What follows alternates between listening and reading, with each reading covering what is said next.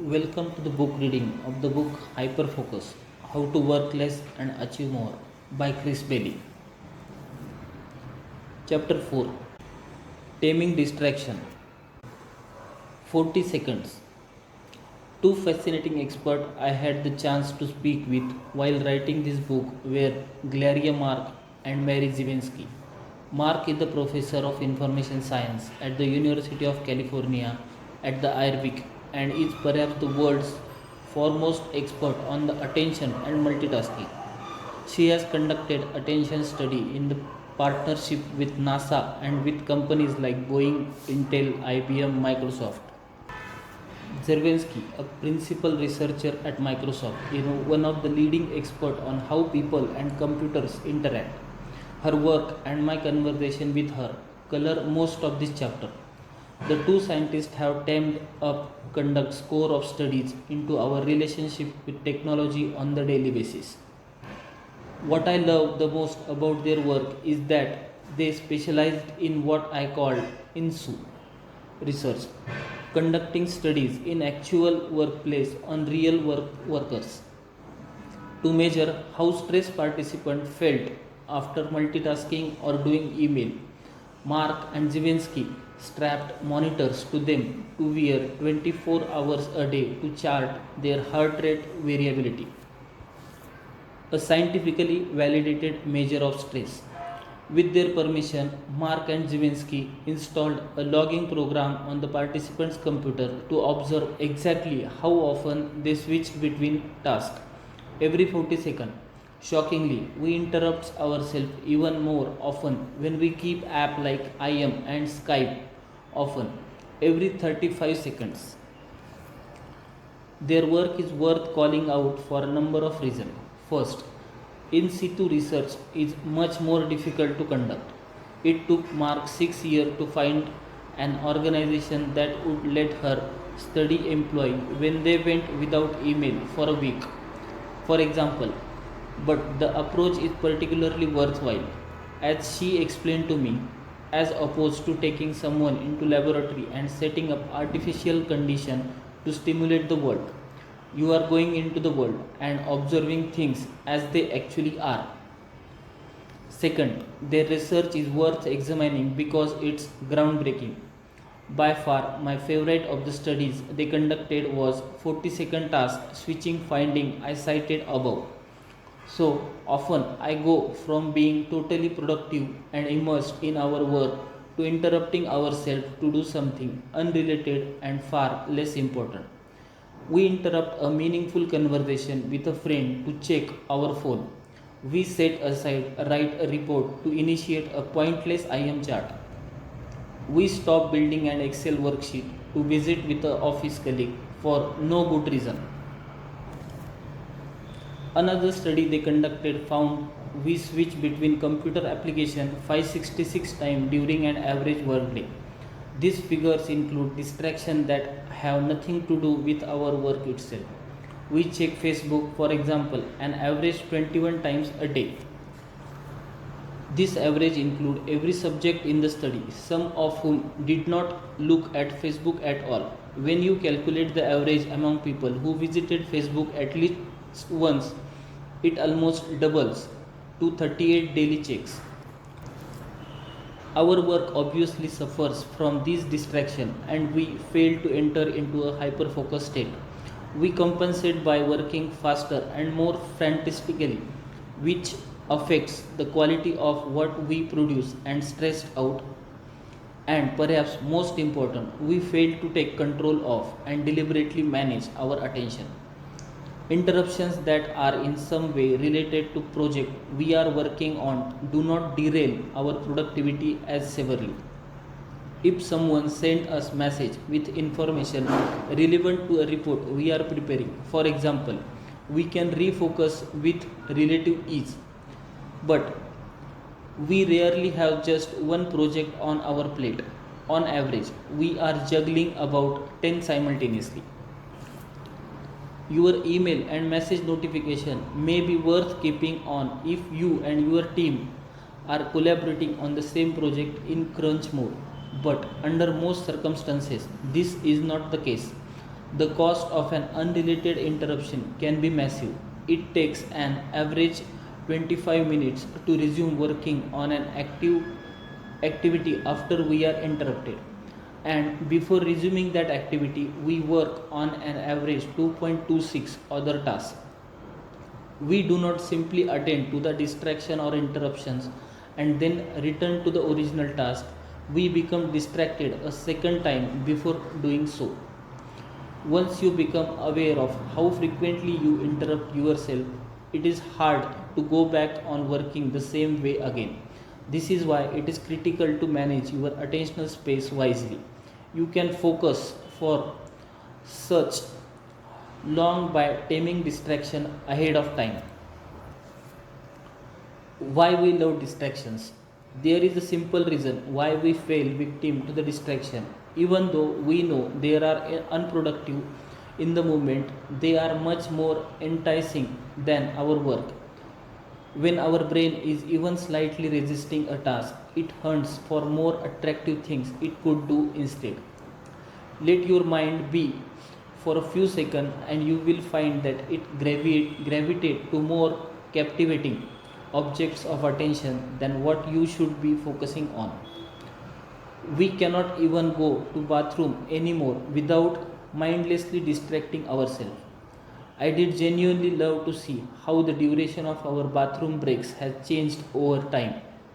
I did bigger a guess that they have at least doubled now that we carry around smartphones.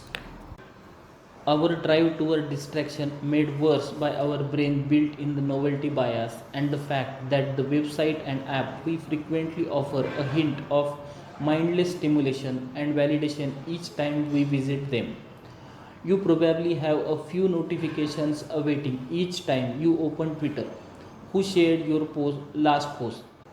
New people who followed you, and so on. It's hard to resist the urge to check the site throughout the day, knowing another small hit of validation is just click away.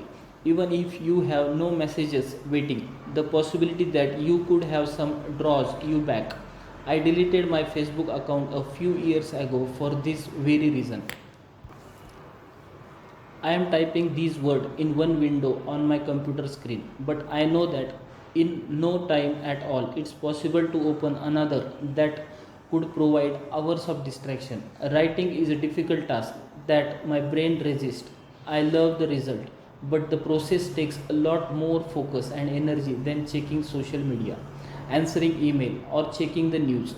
If I do not disable computer distraction ahead of time, I might as well wave goodbye to my productivity.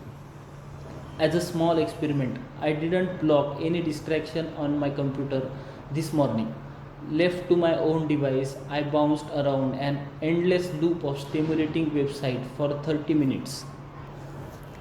Looking at my browsing history, I had visited Twitter, Reddit, several news websites, my second Twitter account, email, the Amazon page for my first book. It's also worth nothing that I checked these websites after meditating for 25 minutes, a ritual that usually enables me to act with more intention. Chances are you have your own list of distraction website and app you frequently when you are resisting a task. The above anecdote alone should notion that a productivity expert I have superhuman level of self control when I am better at its managing my impulse ahead of time. After choosing how long you will focus, eliminating distraction is the second step of hyperfocus. Eliminating distraction before you hung down on task makes focusing infinitely easier.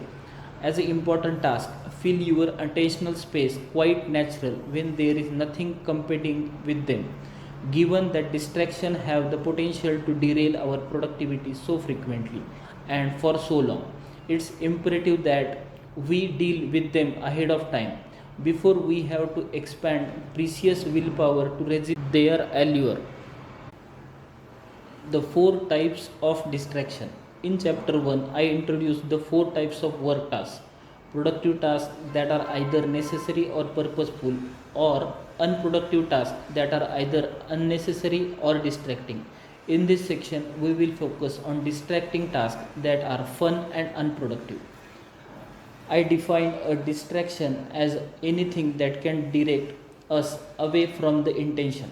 In this respect, distraction and interruptions are much the same things because they both distance us from what we are intended to accomplish. Some interruptions are essential, such as piece of information you receive that is related to what you are working on in that moment, but most of them are worth taming ahead of time. If we zoom in our distraction work quadrant back in the first chapter, we can divide it based upon two criteria: whether or not we have control over distraction and whether we find them annoying or fun. If you allocated your professional activity into four type of work grid in the chapter 1, use the task in the distracting quadrant as the starting point to fill out the grid on the next page. There will be a number of items to add. Your distraction grid should contain every single thing, no matter how small, that draws you away from your intention in the moment. It should also include distractions that are not specifically work related, such as the news and social media website you visit as you work. I will not ask you to do any exercise as you read this book, but when you include them, it's definitely for a good reason.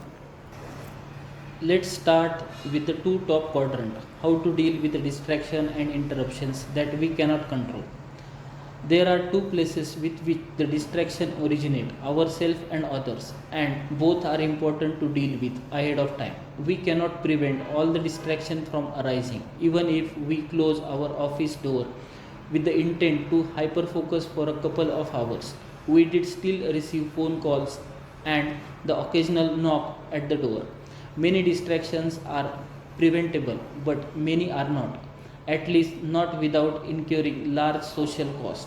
Research shows, however, that we interrupt ourselves just as much as we are interrupted by other people. As the Gloria Mark expressed it, simply looking at how we can break off external interruption really only solves half the problem.